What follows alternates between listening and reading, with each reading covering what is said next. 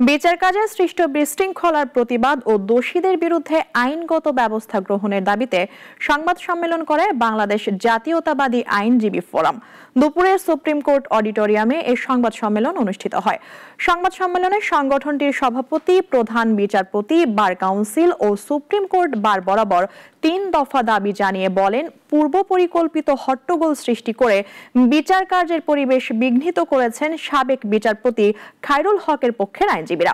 এদিকে সাংবাদিকদের প্রশ্নে সংগঠনের মহাসচিব বলেন, জাতীয়তাবাদী আইনজীবী ফোরামের লড়াই কোনো ব্যক্তি বা দলের সাথে নয়।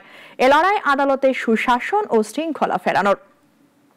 আরো ফ্যাসিস্ট করার জন্য সাহায্য করেছে এবং তার রায়ের ফলেই হাজার হাজার মায়ের বুক খালি হয়েছে।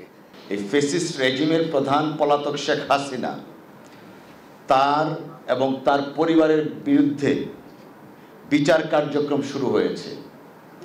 আমরা আইনজীবীরা মনে করছি, দেশের মানুষ মনে করছে, সেই বিচার কাজকে বাধাগ্রস্ত প্রতিহত করার একটা ট্রায়াল ছিল গত 11ই আগস্ট।